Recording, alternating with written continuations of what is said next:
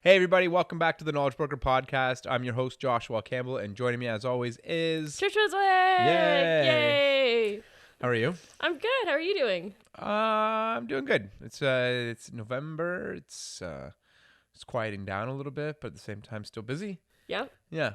See, I just feel like I'm always busy. Yeah. I feel like I always got projects on the go. You were saying that you've already started doing your Christmas shopping. Yeah. Yep, I have. I have done my Christmas shopping. I'm currently doing Christmas shopping for myself. Oh.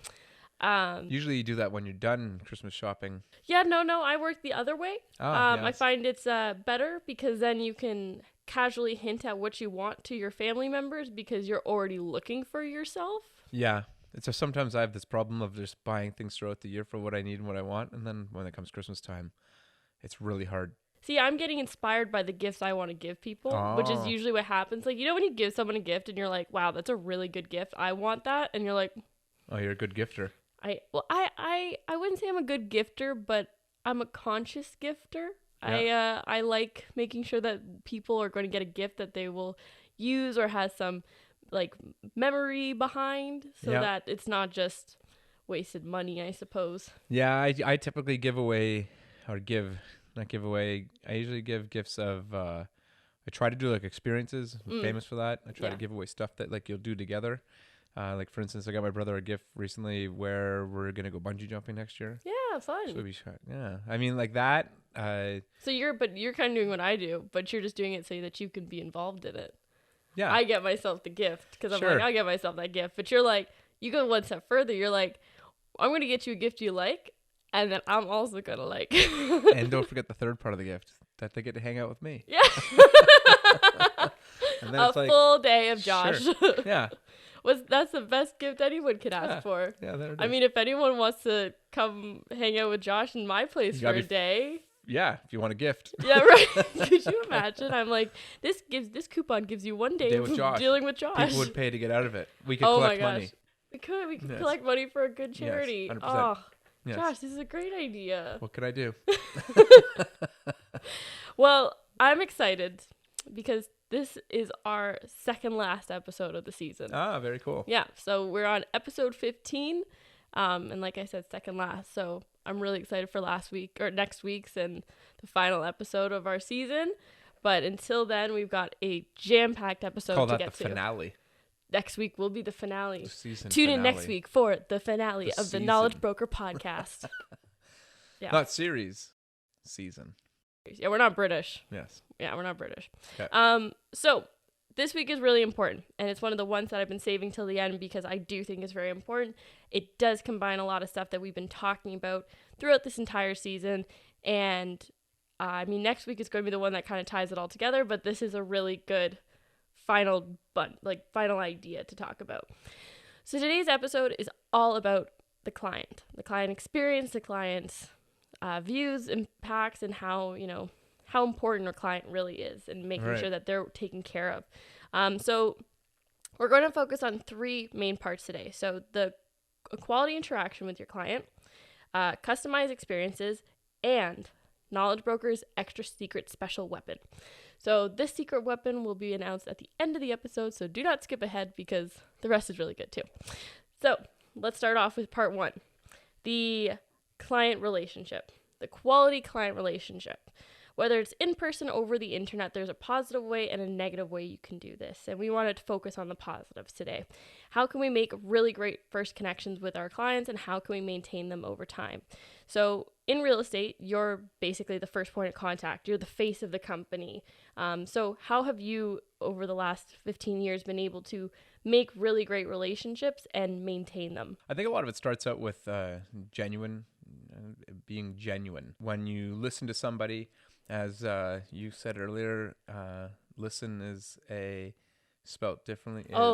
Listen is an anagram for silent. There you go. Mm-hmm. So being genuine when they're talking, listening, hearing people. I guess people talk about, did you hear me? Because it's different than were you listening? Yeah. They talk about making sure that people understand that they're communicating. It's eye contact. It's repeating back to them what they've said, but also understanding and diving deeper by asking deeper questions. That's what I've been known to do, which is often ask the hard questions that other people won't ask. So for me, building the client experience is very much about them knowing that I've got their back from the very beginning, that I'm wanting to learn more about themselves, and which is, in my opinion, the best way to build strong, meaningful relationships. Yeah, it's just by listening. Yeah. And that goes back to, again, what we've talked about before. Like, one of the key things is communication and being able to listen more than you speak. And yeah, I would say that you do that very well.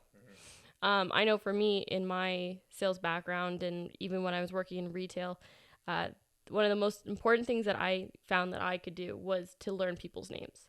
So whether it was a 5-minute conversation or, you know, a returning customer or client who came back for months and months and months, just taking the time to remember their name and at least one key detail about them was a really impactful part of their experience and as well mine. It showed that I went the extra mile to remember their name, know their name. You know, if I remembered what their daughter's name or something was too, that was even more special. Yeah, I do the exact same thing. I mean, I used to think it was cheesy to do these things, but it's not. When I meet people and I meet spouses or kids or whatnot, I go into my phone and in the notes, I actually write down their names. Yeah. I write down like their kids' names or their dogs' names or something unique. It's kind of like, and then when you go to call them, often you remember because you wrote it down. But at the same time, if you don't, you always bring up those points. And sometimes we have to use notes to do so, but at the same time you went and you took the effort to know that that was important and you wrote it down, and then when the time came to be, people really appreciate it. Yeah, exactly. And it's something that everybody can do. Yes. Those are some easy ways. Can do, not everybody does. Not everybody does, exactly. But if you are the type of person that does do those things, it will go the extra mile and people will appreciate them. Yeah. So I have a couple more that I wrote down. Like always, you can check out the blog in the comments below for a few more, but these are just my top 3 that I also thought were really good to implement in building your client relationships. Okay. Maintaining a positive attitude and a positive body language. We always hear like, don't cross your arms, like don't, I don't know, like smile, stuff like that. Yep. But the truth is, like, those things do go a long way. Yeah. It's funny how when you talk about like positivity, we did this outreach recently about our unique experience or unique abilities from our clients. And some people said that I had the unique ability to remain positive. I think that positivity is often, it's as simple as just not being negative. Yeah. There's a lot of people in this world they call negative Nellies. They call themselves realists because they say that they're being real. There's the opposite side where people think that they're being ideal, but I feel like often people that think they're idealists aren't necessarily truly ideal. I think that the people that are positive are often just the opposite of negative. Yeah. It's as simple as that. Are they super positive, super outgoing? People notice it because they're not negative. It's not like they're like, oh, that's a really super positive, outgoing person. You associate that with people that are often seeing things at least as neutral. Yeah. Or on the latter side of that, positive. Yeah, because that's the thing. Like, I would say that I'm more of like a realist. Yeah. But I also would say that I'm a very positive person. I don't look at something and be like, oh, we can't do that because. Yeah, or that sucks because of this. Not like it's often we can see things and then you can fall to one side of the wall or the other side of the wall. Yeah, but that's it's a choice. Exactly. Everything comes down to having a choice, right? Yeah. The next one is to maintain constant communication. So for anybody out there who's maybe an online platform primarily, you're probably like, well, I don't really get that much one-on-one FaceTime with clients and consumers.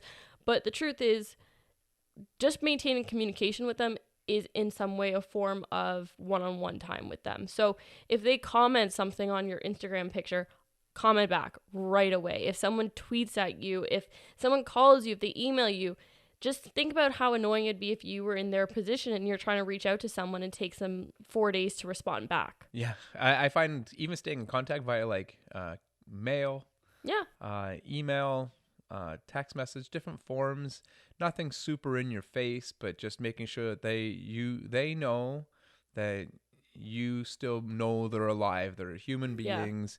You still care. You're putting in an effort, and I think that often for me, it's funny how like we think about like top of mind, and they think about who's your real estate agent you're going to work with. I go with the one that's the top of mind.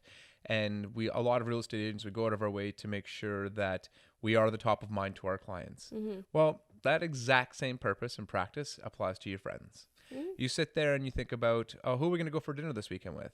Top of mind. Yeah, exactly. You're not sitting there going digging through your Rolodex to the very bottom that you haven't been doing a long time. You know you got your top of mind people. So it's the same concept of staying in communication with friends, business colleagues, whatever the case may be.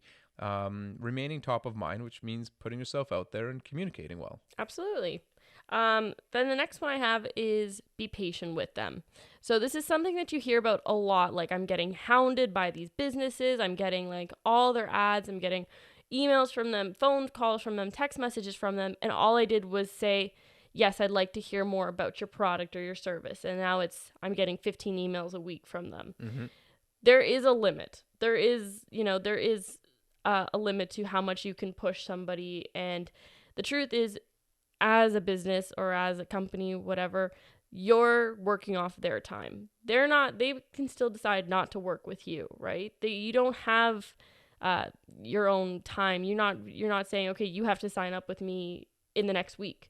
It's like, no, if they need 2 weeks, you're going to have to work with them on that. You're going to need to be patient with them and go at their speed and at their process. They want to, look at other options, let them look at other options. But at the same time, still keep up the communication with them. Yeah, I couldn't agree more. We always do business with people that we trust, having patience with people, or on the vice versa side, having someone be patient with you is a trust building. Yes, exactly. Yeah, actually, in every relationship. Yeah, it's true. Being patient goes both ways. Sure. It is a very much you're right. It goes back to if they're patient with you, you be patient with them. Yeah, exactly. And I think patience for both sides. Patience is something that people don't practice enough. They do call it a virtue. I don't know the other virtues, but regardless, the patience side, there's never been a moment in time when someone felt like the other person had too much patience. Yeah. You never, do we ever go, oh, they had too much patience for me? What? No, it does not happen. No. I would love to hear that. I'd love to hear that in conversation. They were too patient with me. I'd be like, what does that mean? Yeah. That's not them. That's you. Yeah. Yeah. If anything. Yeah. I was thinking about this today. What do you think about the saying the client is always right? I think that people say that for a sales purpose.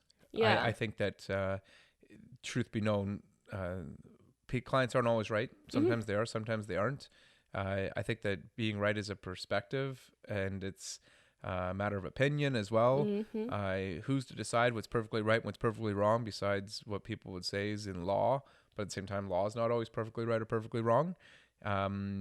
I would say that the person that's willing to educate their client on different perspectives and perhaps allows them to open their eyes and be a little more open-minded, does that necessarily make them right because they're able to bring up something that was more relevant? Yeah. Or is it just the fact that maybe the person that always thinks or you allow your customer to be always right per se, but you got to add to their knowledge. Yeah, because it was one of these things I was thinking about with, your client experience and making it the best it can possibly be for your client.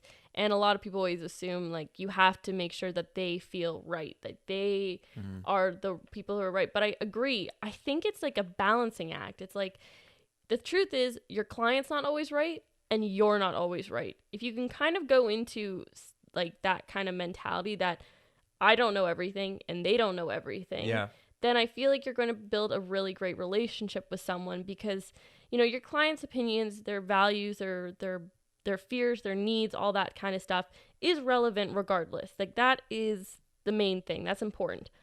But if they're stubborn, if they're impatient, if like they are indecisive or unreliable, that's not a salesperson's problem. Like, that's not our fault for their indecisiveness or the fact that they can't commit to something or they're not trustworthy or they're unreliable. So this mentality of the client is always right, I think, is a very outdated terminology because some people aren't. Some people aren't. Like, if someone goes in and says, oh, I can get this, hammer at the dollar store for $1, why don't you sell your $100 hammer to me for $1? The guy's like, well, is this titanium or Yeah, steel or that's your opportunity bulletproof? to educate. Exactly. Then Yeah. you take the opportunity to educate. Is the client right? It's tough for you to say the client's wrong. You're wrong. No. Yeah. You can just say, I appreciate that. However, I appreciate that, but did you know? I hear you, but at the same time, let's explore this. Yes. You know, you and I, we do it too. We've been in the situation where we'll go in and we're so strong-headed about something that we often think that we only know, we know all. Yes. All humans do this. Where they're super passionate about something, maybe there's something else holding them up, I guess. But that's often when the conversation falls flat. Yeah. Where all of a sudden the person feels like they're dominating the conversation, especially with clients, where if they're dominating, the other person almost loses interest in the conversation and they end up walking away from it. So like you could lose business from it. You could lose friendships from it. We talked about this earlier today about how when someone that they would be listening to you, but they would look over your shoulder and never even pay attention, you know? Yeah. And then before you know it, they bring up something as if they weren't even in the conversation. Yeah. It happens. Completely ignorant to the whole, So back to like what your point was, is the customer always right? I think making them feel heard is more important. Exactly. Does that make them right? Not necessarily. It just makes them heard. Exactly. And that's something that I feel like is a very important lesson for every business owner out there. And even as a consumer, every consumer out there to know is that your feelings and your opinions are important, but they might not be always 100% accurate. Or I guess that's the thing. Like if you went to a hardware and said, this $100 hammer I want for $1, that's not practical. That's you only not know what you know. Exactly. So it's good to be able to be open-minded. So I think that that's a very good lesson for a lot of people to learn, is that you're not always 100% right and the customer's not 100% right. Yep. Find a place to meet in the middle. Yep. So moving on to part 2. Let's talking about customizing a client experience. Now, again, a lot of people probably out there thinking, how can I do this? How can I make a customizable experience for everybody individually? To be fair, and in the last couple of days, I've been noticing this. It's actually not as hard as you think. I mean, for us in real estate, we're able to make customized experiences because we get a little bit more time with people. But even something like if you're a web store, you can still do this. The other day, I had a friend contact me and she asked me which kind of camera she should buy, because I know a thing or two about cameras. And I asked her if she'd done the Canon camera test.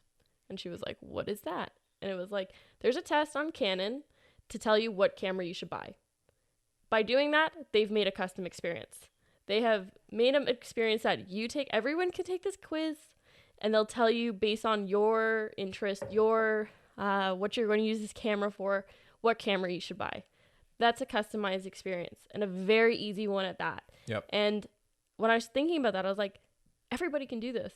If you're working on a website, you can do this. If you're working with people directly, you can do this. So is there any other ways that you can kind of speak to in making a customer experience customized? Yeah, you're right. I think what you just said there was like user controllability. When people feel like they're in control of something, it's customized. Yeah. I also found my customized experience is also where it's personalized, customized per se, but personalized. I've went to the store Nordstrom's. Yes. Before Nordstrom's came to Canada, I was in Chicago for an event, and I walked into Nordstrom's on like the first floor, and I think I had to get up to the 4th floor, and the 4th floor was where like menswear was. And I walked into the front door, and they're like, so what are you shopping for? And I said, I need to see if I can get a pair of jeans. And they're like, yeah, no problem. What's your name? And they casually slipped in, what's your name? I don't even know where it was. Hey. I'm just saying, that's what I said. I think they might have said like, hey, James, hey, I'm James. And I'd be like, oh, hey, I'm Josh. And they'd be like, what are you looking for? And I said, I'm looking for a pair of jeans. Yeah. No problem. That's up on our 4th floor. So then I walk away to the elevator where they pointed me in the direction of it. Yeah. I get up there, and at the top of the escalator, there's another person waiting there saying, hey, are you Josh? I heard you're looking for a pair of jeans. And I was like, yeah, okay, I'm buying these today. Yeah. Yeah, that personalization. So when someone sends in an email, replying back with their name, like not just hi, calling them back by their name. I mean, like that personalized touch means that you went out of your way to at least recognize them as a different thing than what, or at least give them the opportunity to be something different, you know? I love that example, because it's like they're putting at least James or whatever, he put you in contact with the right person. Yep. He went that extra mile to be like, okay, he called ahead and was like, hey Brian, we have there's a Josh coming up the stairs right now. You probably said he's walking upstairs, blue shirt, jeans, white shoes. Yeah. You identified me right off the hop. I love that. See, that's so easy. It's so easy to do that. As long as you're aware of it. Yeah. Yeah. And you go the extra mile to do that. I mean, I've done the same thing when I was working in retail, being like, okay, there's a guy, I don't know anything about snowboards, but I'm going to go introduce you to the guy who does know something about snowboards. I walked them to him. I was like, you know, so-and-so, this meets so-and-so. And then I was like, if you need any more help downstairs, you know where to find me, kind of thing. It's perfect. It's personal and it's easy. Yep. First name basis, I guess, is what we want to get it down to there. Yeah, exactly. Yeah. The next thing I would say, even off that, and these are just a couple more ways that you can make a personalized, customized experience, is to specify their requests. So, for example, when you went to the store, if, say, James was helping you the whole time, sure. If you were like, I'm looking for jeans, James's next step would be like, okay, what color jeans are you looking for? What size are you looking for? Is there a particular brand you're looking for? Being able to take the time to actually specify your requests really helps you, and it helps them, because it makes you feel like you're thinking about it, you're being heard. Now, James is going to go off and make sure he finds you those Levi jeans in 32, boot cut, blah, blah, blah. It's the same with anything. Like in real estate, if someone just said, hey, Josh, I want to buy a house, are you going to go out and show them every single house on the market? No. Yeah. So just being able to take the time to specify their request will go a long way. Another question or another thing you could do is recommend relevant products. So this is another something that people in retail do it a lot when if you buy a pair of boots, would you like a pair of socks to go with that? If you buy a new pair of shoes, do you want some laces to go with that? Same thing can be said if you're doing stuff online. How annoying is it when you say you bought a camera and then they say recommended for you, and it's like a water bottle. And you're like, I'm sorry, what? I bought a camera. Why wouldn't you recommend? Is that customizable experience? That is, actually. There's algorithms so out if there. you go on Netflix and you watch a movie and it says other people also liked. Yeah. ... But look at that. Yeah. I appreciate those movies, though, they are comparatively close. Like, if you went and watched, I don't know, Star Wars, they'd probably show you every other Star Wars movie on Netflix, right? So what is this called? You said it's called giving relevant product. Yeah. Relevant products or information. Right. That's a good idea. Okay. Well, if we're good there, let's go to number 3. Okay. Part 3 is our secret weapon. So this is Knowledge Broker's secret little tip to making a client experience even better. So we've talked about, I'm waiting to hear this, by the way. I told Josh he wasn't allowed to know. But you know what our secret weapon is. It's just you don't know. All right. Anyway, so we've talked about, building the client or building better relationships, customizing them. Now, how can we perfect them? Yeah. You can perfect them by hiring a Jamie. Oh, now, yes. Jamie is our client experience manager. Hi, Jamie. Shout out to Jamie. Also sometimes referred to as client experience specialists. Yep. Jamie joined us around the same time I did, which was about, I guess, 6 months ago. Yep. And Jamie came in to be able to streamline our processes, work on our what our clients see, what our clients are inputted, what their feedback is, and basically how to streamline our process to make sure that we are making it as customizable and personalized as possible. Yes. Because we are a real estate company, but we're also a client company. We want to make sure our clients' needs are met 24/7. Yeah. So, hiring a Jamie. This makes me seem like she's a robot or something, but there's lots of people out there, and they're great. So, when you decided, I guess, to hire a Jamie, what was your first, I guess, impression or first ideas of the position, and why was it so important to you? I found I truly believe that the only way to give people customizable, and let's go elevated, like an elevated experience, is to have be so process designed that there's no room for error. Yeah. So once, if you came in, for instance, Nordstrom's, they already know how to stock the shelves, how to cash out the registers, how to order the right products, all this stuff, to the point that they're so process designed that now they can go out of the way to perfect it by getting people's names when they walk in the door. Yes. So I truly believe, like with us, we did process design to the point that we have every single step for every single client from beginning to end. When I say beginning, from the minute that we meet somebody to the end, to the last house that they buy, and we send them a congratulatory gift. So we have, and then it cycles and repeats constantly with people buying houses. We have this process mapped out. We count on it. We use it as our point of direction, to the point that the errors are gone. Everybody gets treated the exact same. So now that it's in concrete, we can actually spend more time on making all the touch points far better. Yeah. So I'd say, when we sat down about the job, Jamie and I discussed how, let's make this error-free. And not only is error-free already a high quality, let's take this and make it even better. So error-free is great, but error-free is not necessarily super special anymore. Exactly. It's almost people want error-free. Yeah, it seems like a requirement. Sure it does. So now error-free, same experience for everybody. It's not necessarily the scope of the experience, but now it's kind of like where people actually care. That's where you give more attention. Exactly. Yeah. And so hiring a Jamie, there's so many pros to hiring a client specialist or a client experience specialist. That goes just beyond like making the connection and the relationship with your clients better. I mean, their job is really to look at it from an outside perspective, which is very important. It gives them a look outside of your company and looking in, versus how, say, if someone, you or I would look at the company inside out. Yep. It's very hard for us to go outside and look in. So that's what the role of a Jamie is. A Jamie is there to look at your company from the client's perspective and make sure that everything is running smoothly. It's interactive, it's customized to make sure that they feel like they're top notch. Yes. So a few other reasons why hiring a Jamie is a fantastic idea is because they offer more than just, client interactions. They offer marketing or an analysis. So being able to know, well, what are our clients looking at? What do our clients like to see? That's where a Jamie would come in. She would tell you like, oh, clients are really picking up on interior design. Do more interior design. Then we would. Yeah.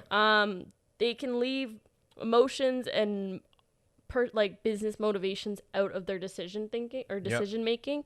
They can think about it from the client's perspective versus the business's perspective, which is really ideal, because if the business is saying, we want to make money, we want to make great experiences, Jamie looks at it, okay, how can we make sure that the clients are not feeling that they're just money? They're more than money. They are, you actually care about them. Yeah. Really great. And last but not least, and this isn't just saying because Jamie's amazing at it, but they're really good at being able to collaborate. So collaborating different opinions, playing devil's advocate, but not in like a you're wrong kind of way, more of a how about we look at it from this point of view? Yeah. And it really makes, your group huddles and your powwows a little bit better, because she might be acting on behalf of like 10 other people that you didn't even think about. Yeah. I find you're accurate on all of that. I like to realize where resources should be spent, whether it's money, time, and I feel like someone that works in client experience, they used to call it user experience as well, like UX, I think they call it, and it's about where we need to make sure that we put our focus and attention where people want their focus and attention. You can find out very quickly that you might be focusing on stuff that no one cares about. Yeah. So realigning and making sure you're aligning with your client's needs allows you to be different than everybody else, because you're actually listening to them. Yeah, exactly. So anyway, on that very positive note, that's where we're going to wrap up our second last episode of the Knowledge Broker podcast. Stay tuned for our season finale. Stay tuned. As always, like we said before, you can follow us on social media at KnowledgeBRKR. You can check the comments below for our blogs, which we'll go into more detail about. But until next week. Yeah. I'm Josh Campbell. And I'm Trish. Yeah. Talk to you soon. Bye. Thank you very much for stopping by our channel. If you have any questions or if you're looking to buy or sell, go to our website and contact us today. Knowledge is power and creates experts in understanding. If you want power, hit thumbs up on this video and subscribe to our channel so you can get weekly videos from me, your knowledge broker.